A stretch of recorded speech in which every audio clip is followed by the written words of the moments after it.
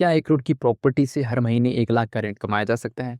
यानी साल का 12 लाख और लगभग 12% एनुअल रेंटल यील्ड के साथ। सुनने में थोड़ा मुश्किल लग सकता है क्योंकि सामान्य रेजिडेंशियल प्रॉपर्टी में रेंटल यील्ड इससे काफ़ी कम होती है। लेकिन अगर आप प्रॉपर्टी को सिर्फ खरीदने के बजाय सही लोकेशन, सही प्रॉपर्टी टाइप और सही रेंटल मॉडल के साथ खरीदते हैं, तो रेंटल इनकम को काफ़ी हद तक बढ़ाया भी जा सकता है। आज की वीडियो में हम समझेंगे कि 1 करोड़ की प्रॉपर्टी से 1 लाख मंथली रेंट का टारगेट कैसे बनाया जा सकता है। दोस्तों, अगर आपने हमारे चैनल रियल एस्टेट रास्ता को अभी तक सब्सक्राइब नहीं किया है, तो आने वाली हर वीडियो के लिए हमारे चैनल को सब्सक्राइब ज़रूर कीजिए। तो चलिए सबसे पहले दोस्तों बात करते हैं कि रेंटल यील्ड एक्चुअल में होती क्या है। सबसे पहले एक सिंपल कैलकुलेशन समझते हैं। मान लीजिए आपकी प्रॉपर्टी की वैल्यू 1 करोड़ है। अगर आपको हर महीने 1 लाख रेंट मिलता है, तो साल का रेंट होगा 1 is equal to 12 is equal to 12 lakh रुपए। यानी 12 लाख रुपए आपको रेंट देखने को मिलेगा 1 करोड़ की प्रॉपर्टी पर। अब रेंटल यील्ड निकालते हैं। 12 lakh divide by 1 crore into 100 करेंगे तो हमारे पास निकल कर आता है 12% एनुअल रेंटल यील्ड। अब सवाल आता है, क्या सामान्य जो 2 बीएचके 3 बीएचके फ्लैट है उनसे हम 12% रेंटल यील्ड कमा सकते हैं? जवाब है, अधिकतर केसेस में आप नहीं कमा सकते हैं। इसलिए अगर आपका टारगेट 1 लाख मंथली रेंट है, तो आपको ट्रेडिशनल रेजिडेंशियल मॉडल से थोड़ा अलग सोचना पड़ेगा। नंबर 2 आता है लोकेशन, सबसे ज़्यादा इम्पोर्टेंट। पहली स्ट्रेटेजी है लोकेशन। प्रॉपर्टी की कीमत सिर्फ बिल्डिंग से नहीं बल्कि उसके आसपास की डिमांड से तय होती है। ऐसी जगह तलाशिए जहां अधिकतर टेनार्ट्स की ज़रूरत रहती है, जैसे यूनिवर्सिटी के आसपास, coaching hubs, IT parks, industrial area, major hospitals, business districts या ऐसी जगह जहां एम्प्लॉयज़ और स्टूडेंट्स की हाई डिमांड हो। उदाहरण के लिए, अगर आपके पास 1 करोड़ का बजट है और आप ऐसी लोकेशन में प्रॉपर्टी खरीदते हैं जहाँ स्टूडेंट्स या वर्किंग प्रोफेशनल की स्ट्रॉन्ग डिमांड है, तो आप प्रॉपर्टी को एक बड़े फैमिली टेनांट को देने के बजाय मल्टीपल रेंटल यूनिट्स में कन्वर्ट करने पर विचार कर सकते हैं, जहाँ लोकल लॉज और बिल्डिंग रूल्स इसकी अनुमति देते हों। नंबर 3 आता है मल्टीपल यूनिट्स का मॉडल। मान लीजिए आपके पास 1 करोड़ की प्रॉपर्टी है।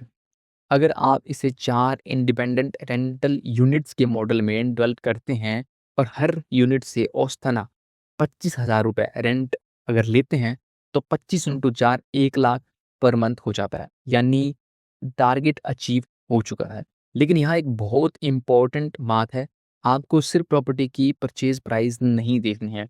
Renovation, furniture, registration, maintenance, vacancy, property tax और अन्य एक्सपेंसेस भी हो सकते हैं, इनको भी देखना बहुत ज़रूरी है।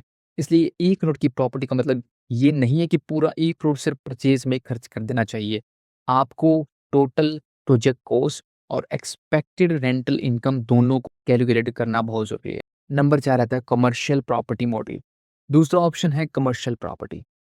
अगर प्रॉपर्टी ऐसी लोकेशन पर है जहाँ shops, offices, clinics, saloons, cafes या अदर बिज़नेसेस की डिमांड है, तो commercial rental income residential property से ज़्यादा हो सकती है।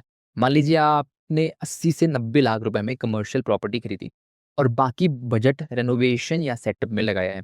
अगर लोकेशन स्ट्रॉन्ग है और प्रॉपर्टी या कॉन्फ़िगरेशन सही है, तो मल्टीपल टेनांट से 1 लाख या उससे ज़्यादा मंथली ग्रॉस रेंट का टारगेट बनाया जा सकता है। लेकिन कमर्शियल प्रॉपर्टी में भी रिस्क ज़्यादा हो सकता है। वैकेंसी पीरियड लंबा हो सकता है, टेनांट बदल सकते हैं और लोकेशन गलत होने पर प्रॉपर्टी लंबे समय तक खाली भी रह सकती है। इसलिए सिर्फ हाई रेंट देखकर प्रॉपर्टी मत खरीदिए। नंबर 5 आता है सबसे पावरफुल कॉन्सेप्ट है प्रॉपर्टी को बिज़नेस की तरह देखिए। अब सबसे इम्पोर्टेंट पॉइंट, अगर आपका लक्ष्य है 1 करोड़ की प्रॉपर्टी से 1 लाख मंथली इनकम, तो आपको प्रॉपर्टी को सिर्फ इन्वेस्टमेंट नहीं बल्कि इनकम जनरेटिंग एसेट की तरह देखना होगा। आपको 4 चीज़ें कैलकुलेट करनी होगी। सबसे पहला है परचेज़ कॉस्ट।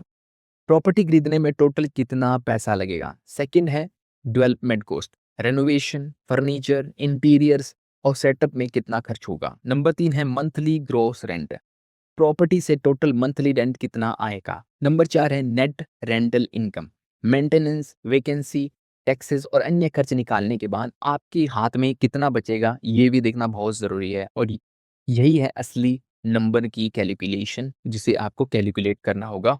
तो अब जब सवाल आता है, क्या 1 करोड़ की प्रॉपर्टी से 1 लाख मंथली रेंट पॉसिबल है?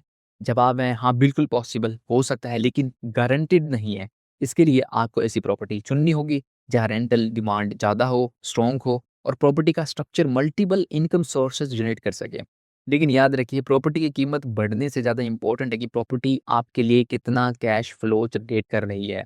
1 करोड़ की प्रॉपर्टी जो सिर्फ 20-30 हज़ार रेंट देती है, ज़रूरी नहीं है कि वह उस प्रॉपर्टी से बेहतर हो जो सही लोकेशन, मॉडल के साथ ज़्यादा रेंटल इनकम जनरेट करती है। इसलिए अगली बार प्रॉपर्टी खरीदते समय सिर्फ ये मत पूछिए ये प्रॉपर्टी कितने की है, बल्कि ये भी पूछिए ये प्रॉपर्टी हर महीने मेरे लिए कितना पैसा बनाएगी।